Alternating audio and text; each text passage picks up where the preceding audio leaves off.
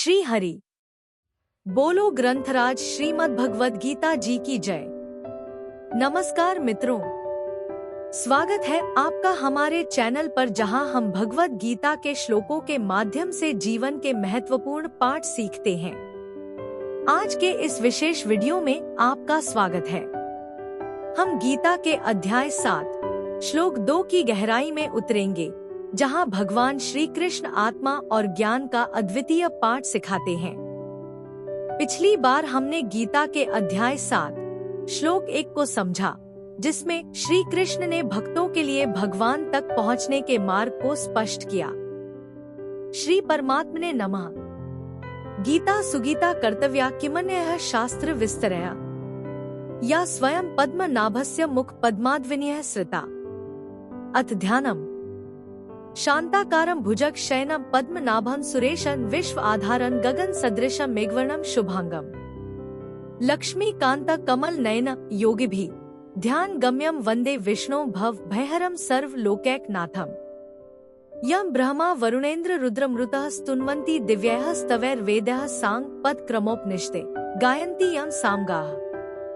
ध्यान अवस्थित तद्गतेन मनसा पश्यन्ति यं योगिनो यस्यान्तं न विदुः सुर असुरगणा देवाय तस्मै नमः।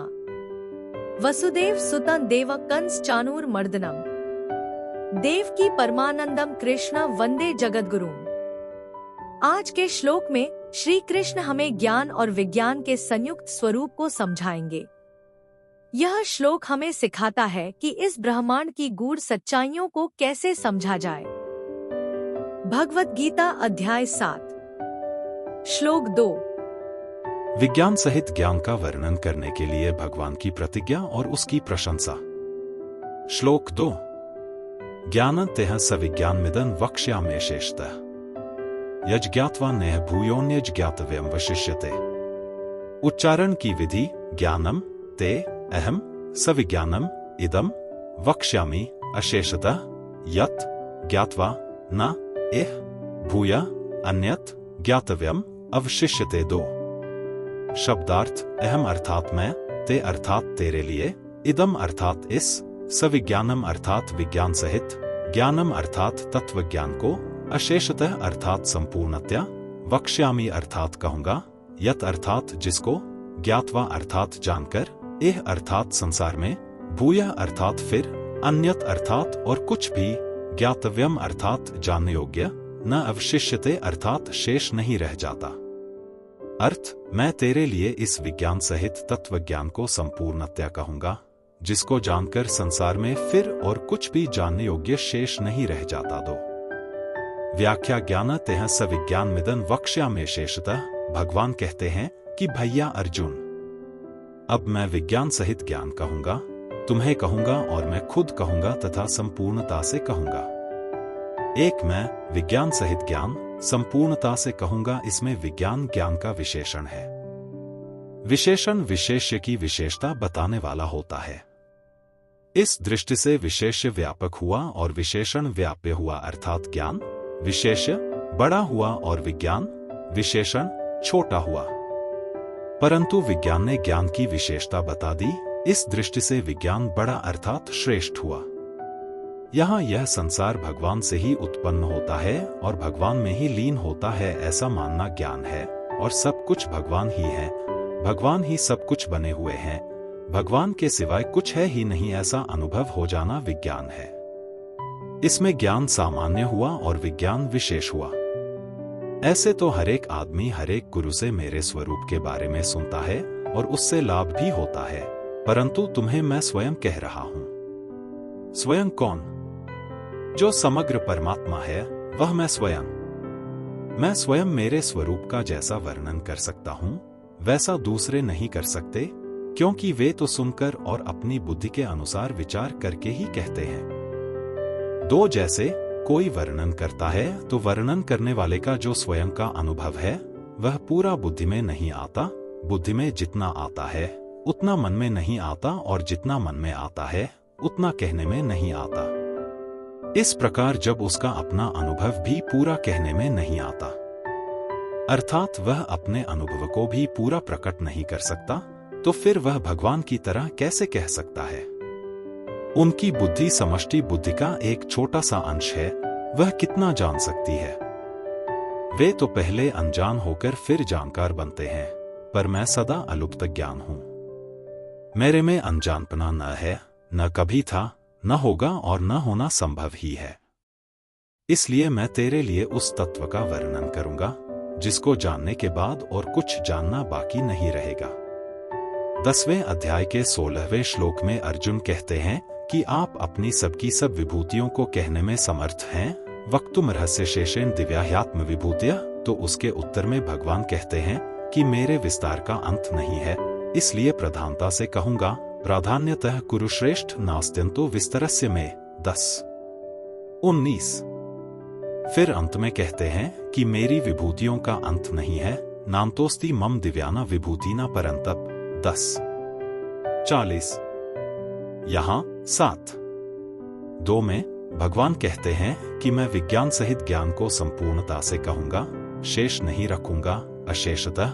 इसका तात्पर्य यह समझना चाहिए कि मैं तत्व से कहूंगा। तत्व से कहने के बाद कहना, जानना कुछ भी बाकी नहीं रहेगा।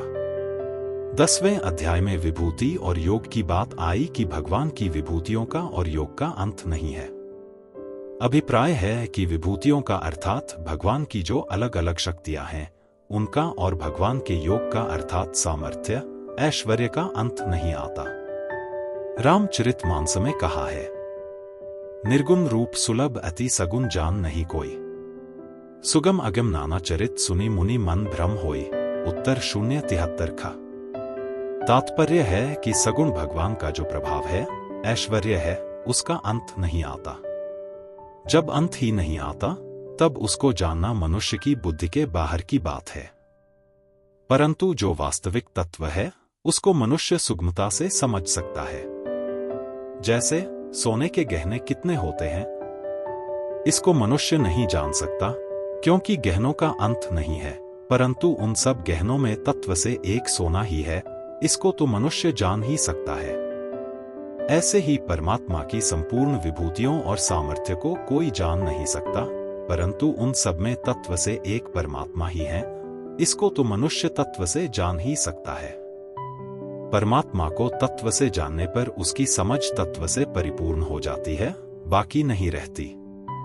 जैसे कोई कहे कि मैंने जल पी लिया, तो इसका तात्पर्य यह नहीं कि अब संसार में जल बाकी नहीं रहा। अतः जल पीने से जल का अंत नहीं हुआ है, प्रत्युत हमारी प्यास का अंत हुआ है। इसी तरह से परमात्म तत्व को तत्व से समझ लेने पर परमात्म तत्व के ज्ञान का अंत नहीं हुआ है, प्रत्युत हमारी अपनी जो समझ है, जिज्ञासा है, वह पूर्ण हुई है, उसका अंत हुआ है, उसमें केवल परमात्म तत्व ही रह गया है। 10वें अध्याय के दूसरे श्लोक में भगवान ने कहा है कि मेरे प्रकट होने को देवता और महर्षि नहीं जानते, और तीसरे श्लोक में कहा है कि जो मुझे अज और अनादि जानता है वह मनुष्यों में असमूढ़ है और वह संपूर्ण पापों से मुक्त हो जाता है। तो जिसे देवता और महर्षि नहीं जानते उसे मनुष्य जान ले, यह कैसे हो सकता है? भगवान अज और अनादि हैं, ऐसा दृढ़ता से मानना ही जानना है। मनुष्य भगवान को अज और अनादि मान ही सकता है, परंतु जैसे बालक अपनी मां के विवाह की बारात नहीं देख सकता, ऐसे ही सब प्राणियों के आदि तथा स्वयं अनादि भगवान को देवता, ऋषि, महर्षि, तत्वज्ञ, जीवन मुक्त आदि नहीं जान सकते। इसी प्रकार भगवान के अवतार लेने को, लीला को, ऐश्वर्य को कोई जान नहीं सकता, क्योंकि वे अपार हैं, अगाध हैं, अनंत हैं। परंतु उनको तत्व से तो जान ही सकते हैं। परमात्म तत्व को जानने के लिए ज्ञान योग में जानकारी, जानने की प्रधानता रहती है, और भक्ति योग में मान्यता, मानने की प्रधानता रहती है। जो वास्तविक मान्यता होती है वह बड़ी दृढ़ होती है, उसको कोई इधर उधर नहीं कर सकता, अर्थात मानने वाला जब तक अपनी मान्यता को न छोड़े तब तक उसकी मान्यता को कोई छुड़ा नहीं सकता। जैसे मनुष्य ने संसार और संसार के पदार्थों को अपने लिए उपयोगी मान रखा है, तो इस मान्यता को स्वयं छोड़े बिना दूसरा कोई छुड़ा नहीं सकता। परंतु स्वयं इस बात को जान ले कि ये सब पदार्थ उत्पन्न और नष्ट होने वाले हैं, तो इस मान्यता को मनुष्य छोड़ सकता है, क्योंकि यह मान्यता असत्य है, झूठी है। जब असत्य मान्यता को भी दूसरा कोई छुड़ा नहीं सकता, तब जो वास्तविक परमात्मा सबके मूल में है, उसको कोई मान ले तो यह मान्यता कैसे छूट सकती है? क्योंकि यह मान्यता सत्य है। यह यथार्थ मान्यता ज्ञान से कम नहीं होती, प्रत्युत ज्ञान के समान ही दृढ़ होती है। भक्ति मार्ग में मानना मुख्य होता है। जैसे 10वें अध्याय के पहले श्लोक में भगवान ने अर्जुन से कहा कि हे महाबाहो अर्जुन, मैं तेरे हित के लिए परम सर्वश्रेष्ठ वचन कहता हूं, तुम सुनो, अर्थात तुम इस वचन को मान लो। वहां भक्ति का प्रकरण है, अतः वहां मानने की बात कहते हैं। ज्ञान मार्ग में जानना मुख्य होता है। जैसे 14वें अध्याय के पहले श्लोक में भगवान ने कहा कि मैं फिर ज्ञानों में उत्तम और सर्वोत्कृष्ट ज्ञान कहता हूं, जिसको जानने से सबके सब मुनि परम सिद्धि को प्राप्त हुए हैं। वहां ज्ञान का प्रकरण है, अतः वहां जानने की बात कहते हैं। भक्ति मार्ग में मनुष्य मान करके जान लेता है और ज्ञान मार्ग में जान करके मान लेता है। अतः पूर्ण होने पर दोनों की एकता हो जाती है। ज्ञान और विज्ञान संबंधी विशेष बात। संसार भगवान से ही पैदा होता है और उनमें ही लीन होता है, इसलिए भगवान इस संसार के महाकारण हैं, ऐसा मानना ज्ञान है।